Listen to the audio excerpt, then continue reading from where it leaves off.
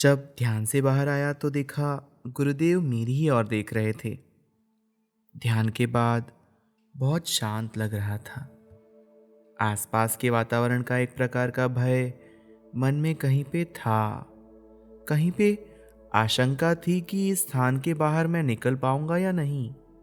यानी बाहर निकलने की भीतर कहीं पे इच्छा थी, लेकिन अब विचार कर रहा था कि जाना भी कहाँ है, बाहर क्यों जाना है। बाहर की दुनिया में तो सत्य भी नहीं है, बाहर का जीवन भी तो सत्य नहीं है।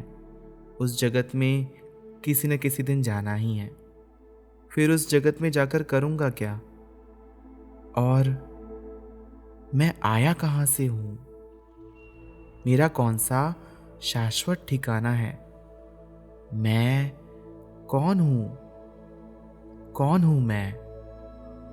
ये कान मेरे हैं, ये बाल मेरे हैं, ये जो महसूस होने वाले हाथ भी मेरे हैं, ये जो पैर हैं वो भी मेरे हैं, पर मैं कान नहीं हूं, मैं बाल भी नहीं हूं, मैं हाथ भी नहीं हूं, और ना ही मैं कोई पैर हूं। ये सब मेरे हैं, पर मैं कौन हूं? इस मैं को जाने बिना सबका क्या महत्व है? इन सब हाथ कान बाल का मालिक कौन है? और इन सब के साथ जो ये शरीर बना हुआ है, जो मैं महसूस कर रहा हूं, क्या यह शरीर मतलब कि मैं हूं?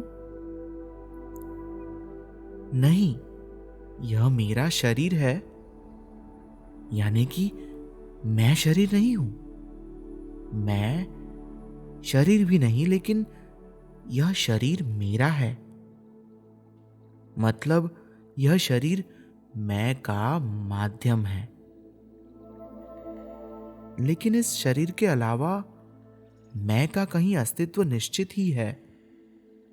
कान बाल हाथ पैर ये सब दिख तो रहे हैं, लेकिन वह नहीं दिख रहा मुझे जिसका यह सब कुछ है।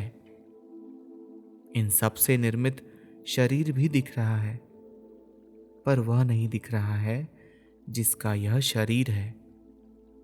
क्या मैं शरीर हूं? नहीं, मैं यह शरीर नहीं हूं, पर यह शरीर तो मेरा ही है। विचार आया, मैं शरीर नहीं हूं, पर यह शरीर मेरा है। यह कैसे संभव है? अपना जीवन अनबूझी पहेली जैसा लग रहा था। मैंने खूब प्रयास किए कि जान पाऊं कि मैं कौन हूं, लेकिन नहीं जान पाया। गुरुदेव मेरे मन की दशा जान गए। उन्होंने कहा, अगर अपने आप को जानना चाहते हो तो अपने आप से प्रश्न करो, मैं कौन हूं? मैं कौन हूं? ऐसे 3 बार प्रश्न करो तो जान जाओगे कि तुम कौन हो। मैंने भी आंखें बंद की और अपने आप से प्रश्न किया, मैं कौन हूं? मैं कौन हूं? मैं कौन हूं? धीरे धीरे आंखें कब बंद हो गई पता ही नहीं चला। हम यह प्रश्न जैसे ही स्वयं से करते हैं, हमारा चित्त भीतर की ओर चला जाता है। हम दुनिया भर की खोज करते हैं, पर अपने आप को कभी खोजते ही नहीं। जो खोजना आवश्यक है वह छोड़कर बाहर सब कुछ खोजते ही रहते हैं।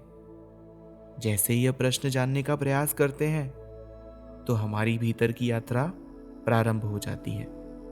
जब भीतर की यात्रा प्रारंभ हो जाती है तो हम जान जाते हैं शरीर और मैं अलग अलग हैं, और मैं शरीर से अलग हो जाता है। एक आध्यात्मिक क्रांति घटित हो जाती है।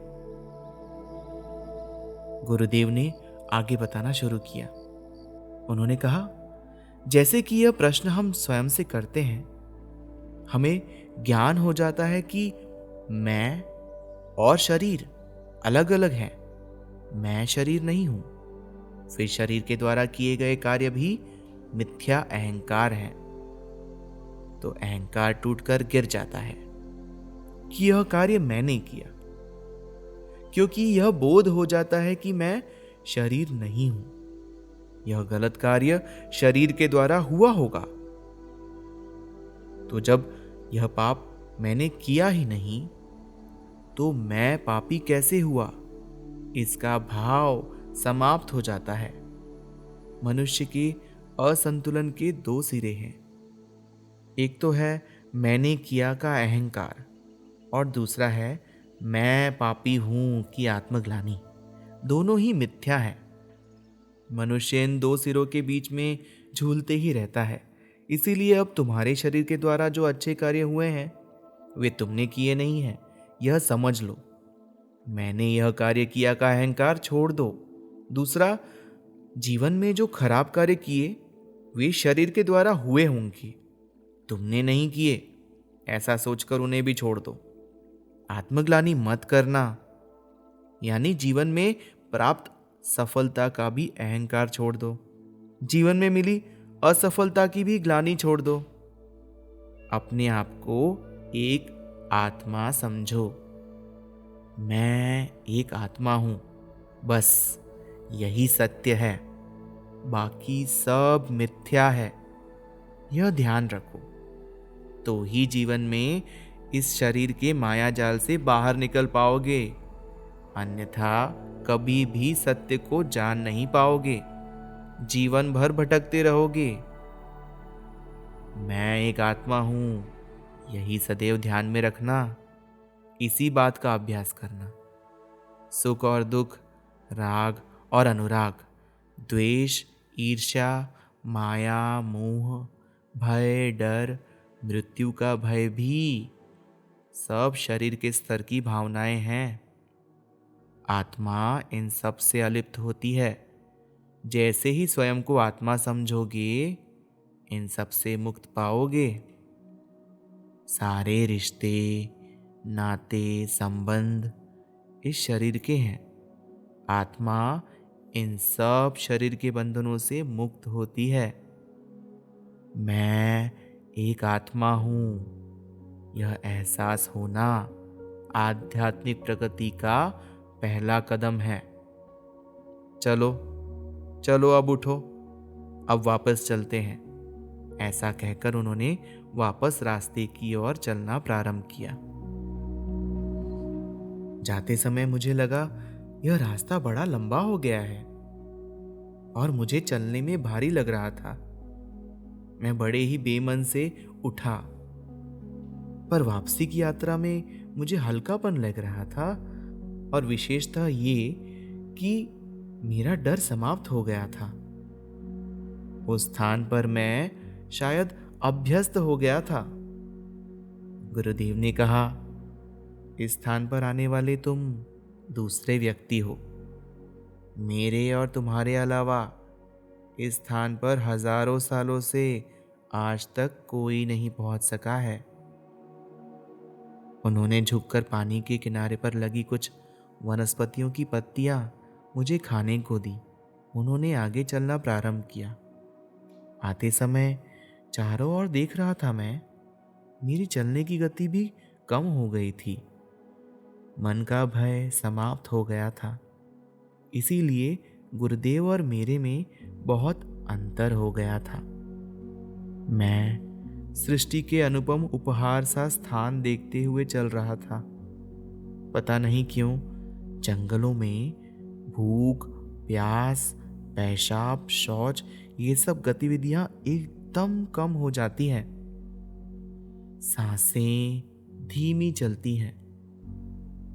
पानी के पास की उन दीवारों पर सचमुच बहुत सुंदर कलाकृतियां बनी हुई थी।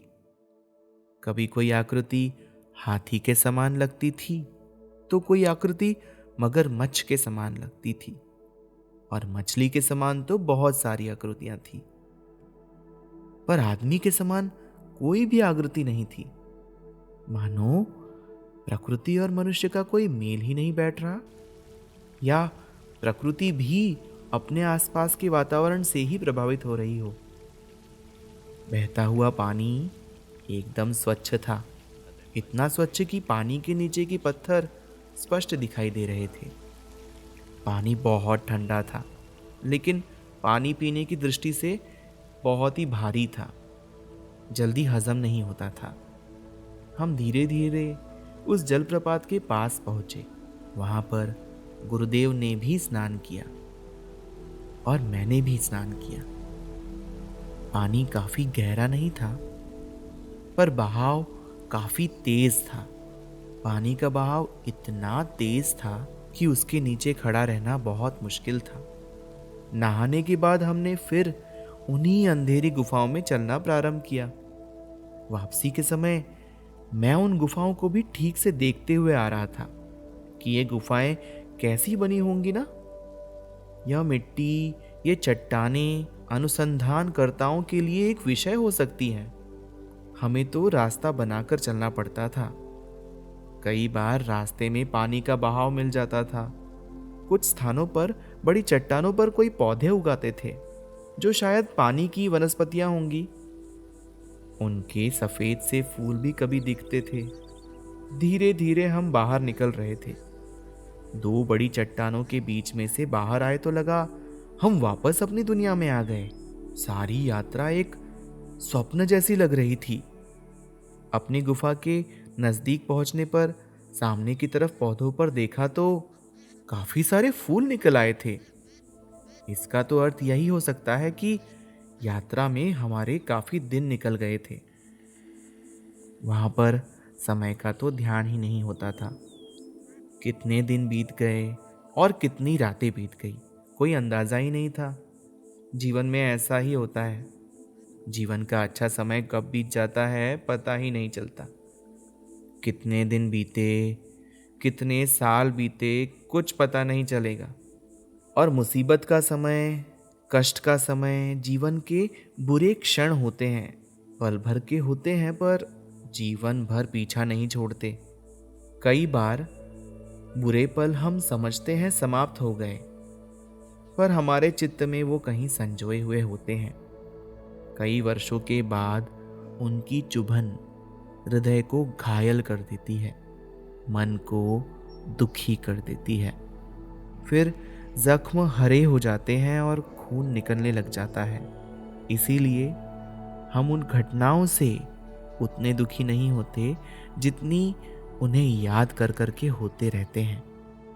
बचपन की वे कठिनाइयाँ, वह जिल्लत भरी, अपमान भरी जिंदगी, वे बुरे घटनाएं, बचपन के लोग, उनका बुरा व्यवहार हमारे चित्त पर अमिट छाप छोड़ देता है।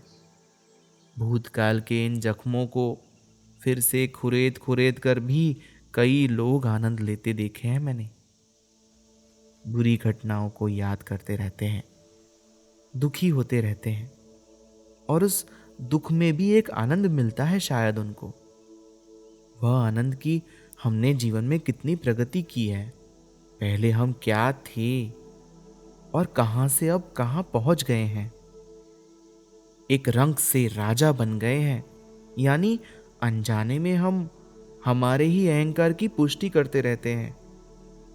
उन दुखों को याद कर बाद में आज से उस समय की तुलना कर मन ही मन प्रसन्न होते हैं और बच्चों को भी बताते हैं कि हमारा बचपन कैसा था, अब क्या है।